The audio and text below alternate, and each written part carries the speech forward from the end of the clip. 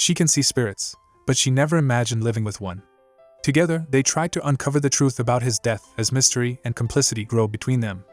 Up next is the complete recap of the Korean film My Chilling Roommate. Fate didn't have it well in plan for our main character, Young Se-ri.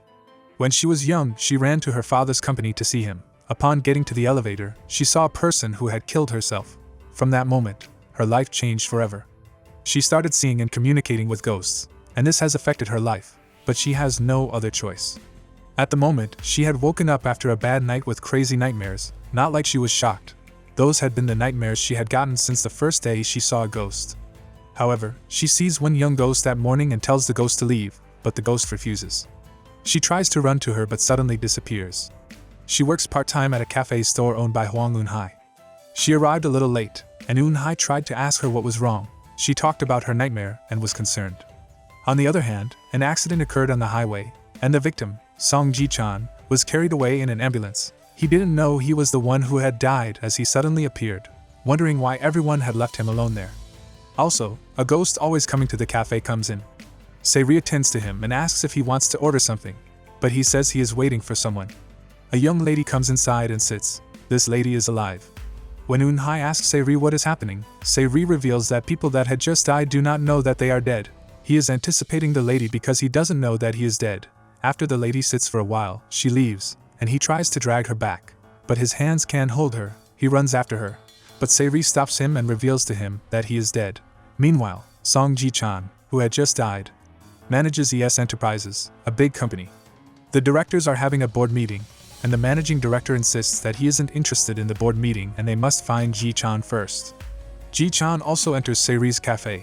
He tells him that he is dead, but he rudely tells her he can't be dead, and he walks away from her. However, on his way, he realizes that no one can see him and he is invincible. Upon realizing that he is dead, he assumes Se-ri is a shaman, and he rushes to meet her to bring him alive and make him obvious. At the office, Ji-chan's father meets Song Ji-eun, asking Ji-eun if she has seen Ji-chan, but Ji-eun says no, although she promises to do her best to find him. Ji-chan returns to Se-ri and asks her if he is dead. She says yes, and he starts screaming that she should make him obvious to everyone the same way he is. He claims it would be unfair for him to die now as he has several things to do alive. She doesn't have the solution to his problem, so she sets out to leave, but he holds her hands and drags her back. She reveals that he is hurting her, so he stops and apologizes. She tells him that she has to close the cafe so he can leave and that they will talk the next day. Unfortunately, he follows her home. She tries to drag him out, but he reveals he has nowhere else to go, so she allows him. That night, Ji-eun keeps thinking about where Ji-chan could have gone, and she receives a call from her secretary, who says he hasn't found him. On the other hand, Se-ri keeps trying to convince Ji-chan to return anywhere else he can stay. He tells her that he can't remember any of his memories, so he doesn't even know where he belongs and has to stay there. Since she always relates with ghosts, she tells him that he will regret it if he stays here. That night, he sees several horrible ghosts. The worst of them is a woman with no eyeball who tells him that he isn't meant to be there. After having a very horrific night, he wakes up to 3 friendly ghosts, among them a grandma. The grandma complains that Se-ri can barely sleep, and Ji-chan complains that he is hungry, as he has seen several ghosts all through the night, including one with no eyeball. That particular ghost calls the grandma's attention, who asks him to describe the ghost. However, Ji-chan is suddenly unable to hear them again. When Se-ri wakes up, she asks her grandma if that ghost is back. She goes to work and meets Ji-chan there. She takes him to where he had an accident, and she asks him to look around and see if he recognizes something. He can no longer hear, so grandma pushes him into the body of another man so he can regain his connection to humanity again. Se-ri goes to sit with him, and he claims he is cold. She hits him, and he says he feels hurt. She is confused as ghosts do not have these feelings. She tells him that she feels he is still alive and what is happening to him is in connection to the ghost he saw that midnight, so he should try to regain his memories. That night, he returns to her house and sees one of the ghosts has taken something from his pocket. After sending the ghost off, Se-ri comes out with a towel. She screams at him, asking why he would enter her house without her consent, and chases him away despite him saying that she isn't his type of woman. The following day, Ji-eun comes to the cafe store to ask for the owner, Eun-hae. When Eun-hae arrives, she asks if someone went to that cafe store from the headquarters some days ago, as that was actually where Ji-chan was sent to before his accident. Since Eun-hae doesn't understand what she means, she responds rudely to her and says no one came to her store and headquarters has no connection with branches, so Ji-eun leaves. It turns out that Ji-chan possessed Eun-hae, which was why she was rude. Se-ri gets angry at him for doing that and commands him to leave, and he walks away sadly. The older grandma informs her that he had possessed Eun-hye to buy her a teddy, so she meets him, and they talk. She asks how old he is and his life when he was alive, but he can barely remember. She reminds him about what she said, that he may still be alive, so he runs to where he had found himself and starts wondering how he died. He couldn't remember much, so he cried, and she consoled him. He recalls that someone pushed him, and they returned to the cafe to write down what he knew. When he saw the coffee that the cafe served, he immediately said the name of the coffee since it is his company that makes it, but he can't remember how he knew the name. He walks away, forcing himself to remember. She goes to console him that there are things a person doesn't want to remember.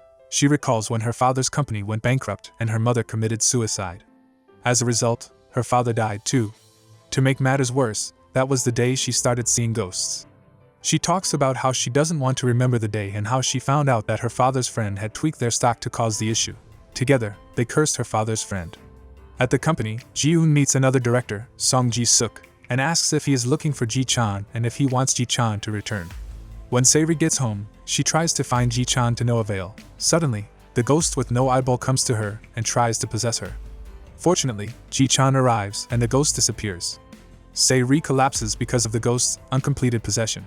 He takes her to the bed, and the grandma ghost advises him that he should stay by her side, so he stays by her side till she wakes up. She wakes up after 2 days. Fortunately, Ji-eun gets a call from her secretary that Ji-chan has been found. He is in a coma at a hospital, and she rushes there.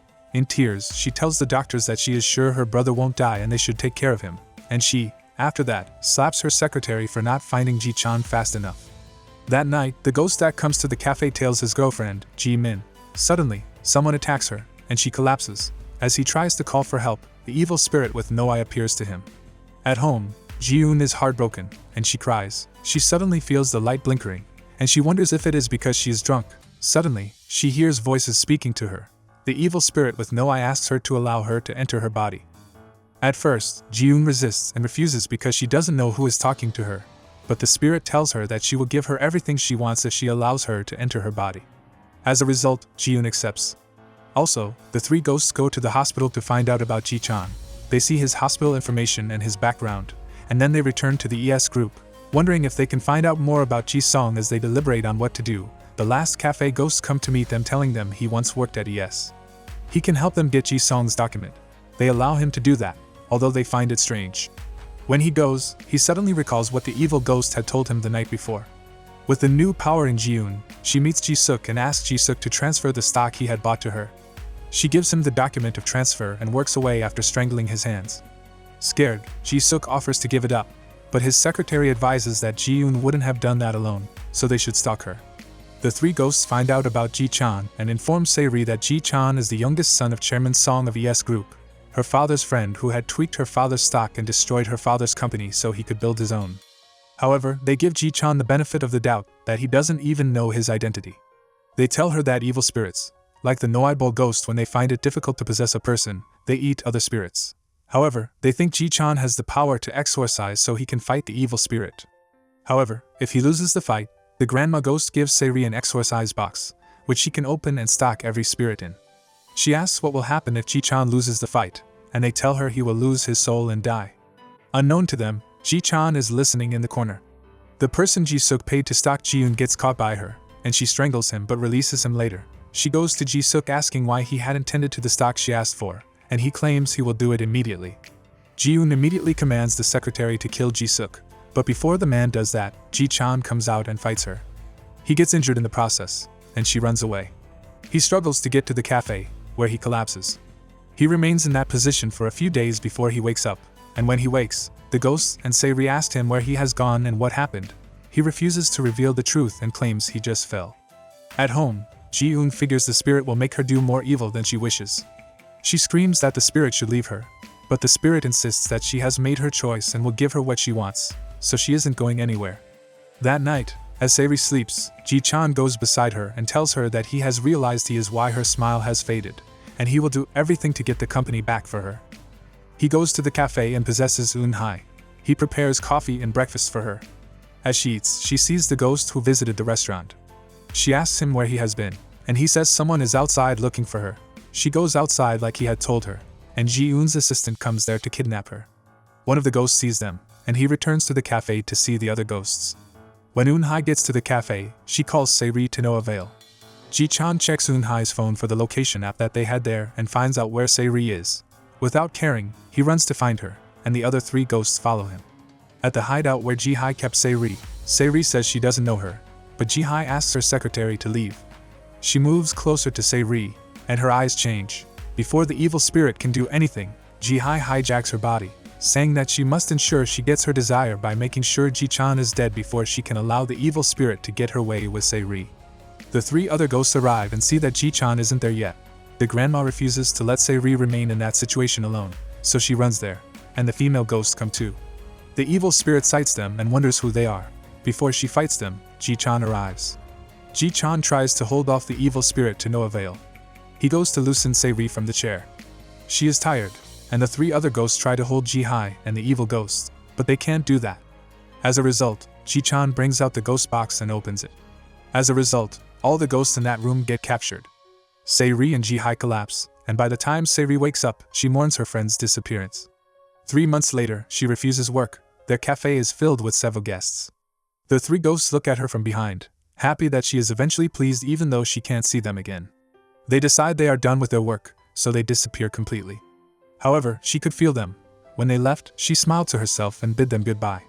As the movie ends, the cafe gets a coffee delivery from the ES group. She goes to take the delivery, and she sees that Ji-chan had brought it. She looks at him with a great smile, and he wonders if they know themselves.